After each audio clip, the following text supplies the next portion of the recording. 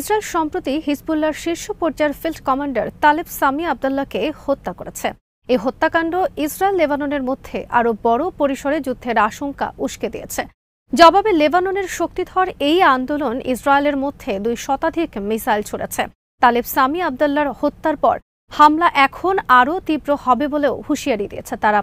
এই ঘটনাগুলো সাম্প্রতিক হলেও ইসরায়েলে হিজবুল্লাহর আক্রমণের তীব্রতা আর ব্যাপ্তি আসলে অনেকদিন ধরে বাড়তে শুরু করেছে। সংঘাতের শুরুর দিকে হিজবুল্লাহর হামলার যে ধরন ছিল তার তুলনায় এখন যে পরিবর্তন এসেছে অনেক পর্যবেক্ষকেরই চোখে ধরা পড়েছে সেটা। বিস্তারিত থাকছে হায়দার সাইফের প্রতিবেদনে।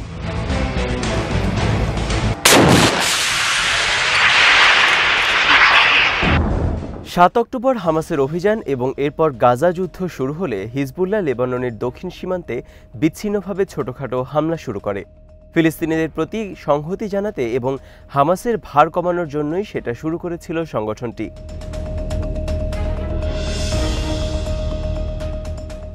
তখন থেকে নিয়ে এ পর্যন্ত হিজবুল্লাহ তাদের নানা সক্ষমতার জানান দিয়েছে। বেশ কতগুলো অ্যাডভান্সড হারমিস 900 ড্রোন তারা ভূপাতিত করেছে, বিমান বিধ্বংসী মিসাইল ছুড়ে ইসরায়েলি বিমানকে ভাগিয়ে দিয়েছে, এমনকি ইসরায়েলের আয়রন ডোম এয়ার ডিফেন্সের একটা ইউনিটকে লক্ষ্য করে প্রতীকী হামলাও চালিয়েছে।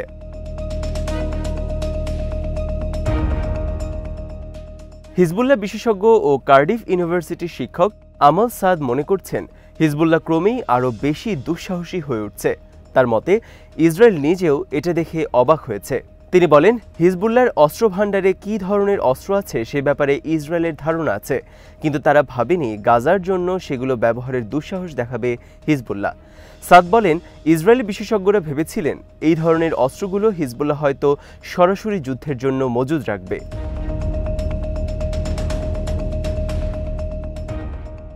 বিশ্লেষকরা মনে করছেন, গাজা অস্ত্রবিরতির দর কষাকষি নিয়ে যে অচলাবস্থার সৃষ্টি হয়েছে সে কারণেই হামলার তীব্রতা বাড়িয়েছে হিজবুল্লাহ। 31 মে মার্কিন প্রেসিডেন্ট জো বাইডেন ইসরায়েলি অস্ত্রবিরতি পরিকল্পনা তুলে ধরেন। কয়েক সপ্তাহ আগে হামাস যেই ধরনের প্রস্তাবে রাজি হয়েছিল তার সাথে এর মিল আছে। তবে যেখানে যুদ্ধ পুরোপুরি বন্ধের শর্ত আছে সেই ধরনের কোনো প্রস্তাবে সই করতে রাজি নয় ইসরায়েল, কিন্তু হামাস ঠিক সেটাই চায়, যুদ্ধ বন্ধ হোক।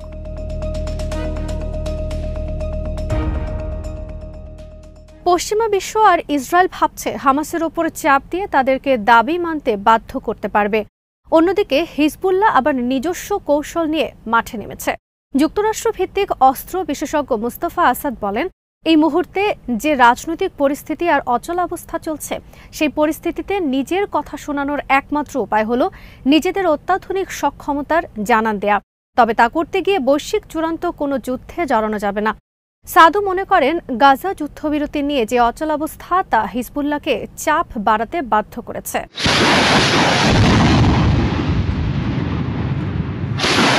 হিজবুল্লাহ দৃষ্টিতে গাজা যুদ্ধ আর সীমান্তের লড়াইকে একই সূত্রে বাঁধা।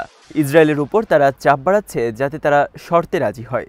হিজবুল্লাহ ইসরায়েলকে বার্তা দিচ্ছে, হামাসের সাথে চুক্তি করতে যত দেরি হবে তত বেশি মূল্য তাদেরকে দিতে হবে।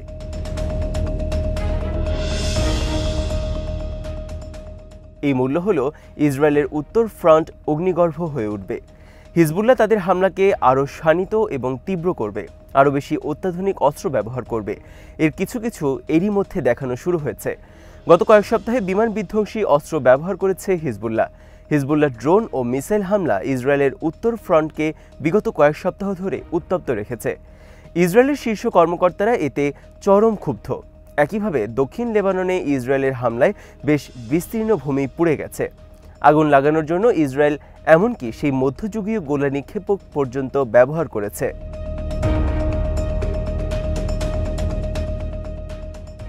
2006 সালে হিজবুল্লাহ আর ইসরায়েলের মধ্যে 40 দিনের যুদ্ধ হয়েছিল। এরপরও মাঝে মাঝে দুই পক্ষ গুলি বিনিময় করেছে। উদ্দেশ্য হলো প্রতিপক্ষ যাতে বেশি বাড়তে না পারে।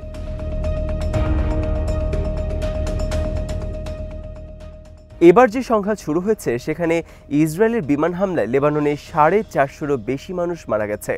এর মধ্যে বেসামরিক লেবানিজ রয়েছে অন্তত 80 জন। অন্যদিকে ইসরায়েল জানিয়েছে তাদের 15 সেনা এবং 10 বেসামরিক নাগরিক মারা গেছে। সম্প্রতি ড্রোন হামলার তীব্রতা বাড়িয়েছে হিজবুল্লাহ। অন্যদিকে লেবাননের আরও ভেতরে হামলা করেছে ইসরায়েল। বেশ কতগুলো টার্গেট হামলাও করেছে ইসরায়েল।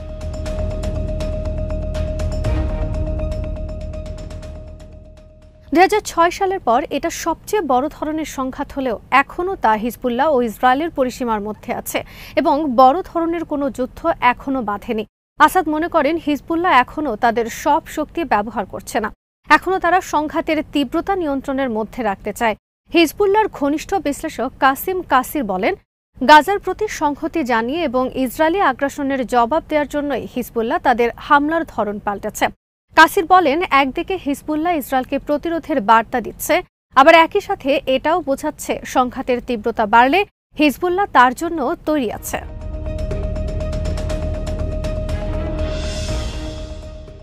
গাজা যুদ্ধের শুরুর দিকে সংহতি জানানোর জন্য হিজবুল্লাহ মূলত ইসরায়েলের নজরদারি ব্যবস্থাকে টার্গেট করে। সীমান্তের কাছে ইসরায়েল যেসব নজরদারি সিস্টেম বসিয়েছে সেগুলোকে টার্গেট করা হয়েছিল।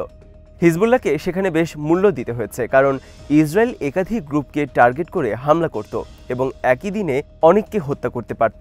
সিরিয়ায় যুদ্ধের যে অভিজ্ঞতা হয়েছিল হিজবুল্লাহর, সেই কৌশল এখানে ব্যবহার করতে গিয়ে ভুল করেছিল তারা। শুরুর দিকে এই ভুল হিজবুল্লাহ পরে শুধরে নিয়েছে।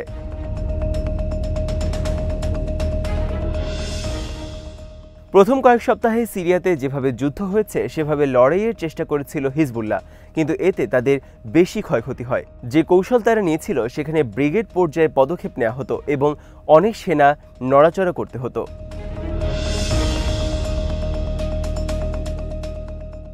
ইসরায়েল এই কৌশল বুঝতে পেরে সবগুলো টিমের উপর হামলা করেছিল। হিজবুল্লাহ তখন ভুল শুধরে নেয় এবং তখন থেকে তারা 2 বা 3 জনের টিম তৈরি করে হামলা চালাতে শুরু করে। প্রতিরোধ অক্ষ নামে পরিচিত মধ্যপ্রাচ্যের ইরান সমর্থিত অন্যান্য সশস্ত্র আন্দোলনগুলোর মতো হিজবুল্লাহর সবসময় এক ধরনের পরিকল্পনা ছিল, যাতে গাজায় কোনো যুদ্ধ পরিস্থিতি সৃষ্টি হলে তারা জবাব দিতে পারে।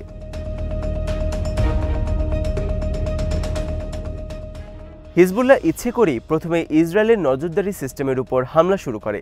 তাদের উদ্দেশ্য ছিল এই হামলাকে এমন পর্যায়ে নিয়ে যাওয়া যাতে নজরদারি ব্যবস্থা গুঁড়িয়ে দিয়ে অন্যান্য সামরিক টার্গেটে লক্ষ্য করে হামলা করা যায়।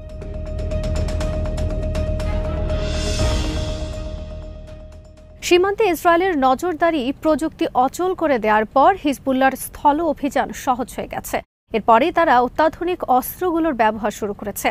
লেবাননের পার্বত্য এলাকা গাছপালায় ঢাকা বনাঞ্চল থেকে এখন হামলা করা হচ্ছে, ফলে এখন আরও নিখুঁতভাবে এবং ইসরায়েলের আরও ভেতরে হামলা করতে পারছে হিজবুল্লাহ। ইসরায়েলের বিরুদ্ধে লড়াইয়ের জন্য যে পরিবেশ, তাকে দারুণভাবে রপ্ত করেছে হিজবুল্লাহ।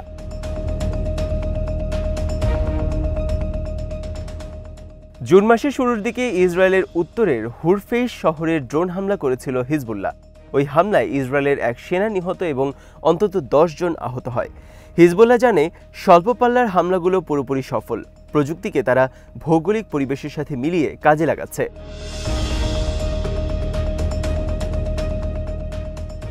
ইসরায়েলি মিডিয়ায় সাম্প্রতিক কিছু প্রতিবেদনে দাবি করা হয়েছে হিজবুল্লাহকে ঠেকানোর জন্য যুক্তরাষ্ট্রের সহায়তা চেয়েছে ইসরায়েল, যাতে উত্তর সীমান্ত পরিস্থিতির আর অবনতি না হয়।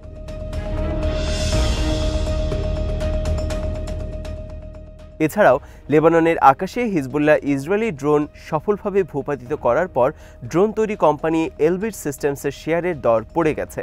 বিশ্লেষকরা মনে করছেন এইসব ঘটনা উত্তর সীমান্তের প্রতিপক্ষের ব্যাপারে ইসরায়েলের উদ্বেগ বাড়িয়ে দিয়েছে, কারণ তারা ভালো করেই জানে হিজবুল্লাহকে কেন বিশ্বের সবচেয়ে শক্তিশালী অরাষ্ট্রীয় শক্তি মনে করা হয়।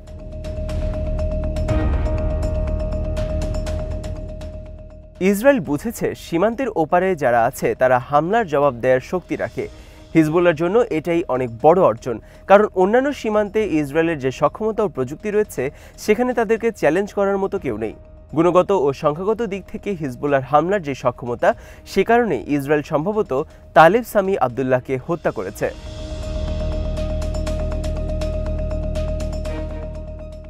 হিজবুল্লাহ ইসরায়েলের উপর চাপ যেমন জারি রাখতে চায়, তেমনি প্রতিরোধ হামলাও চালিয়ে যেতে চায়। অঘোষিত নিয়মের মধ্যে থেকে হামলার তীব্রতা যতটুকু বাড়ানো যায় সেটাই সম্ভবত এখন একমাত্র উপায়। ইসরায়েলের হত্যাকাণ্ডের পর হিজবুল্লাহকে হামলার তীব্রতা বাড়াতেই হবে। এছাড়া প্রতিরোধ সক্ষমতা বলে যে শব্দটা রয়েছে সেটা অর্থহীন হয়ে যাবে।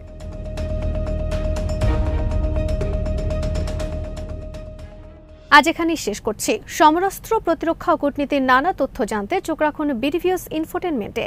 চ্যানেলটি ভালো লাগলে সাবস্ক্রাইব করুন, সংযুক্ত থাকুন আমাদের ফেসবুক পেজে।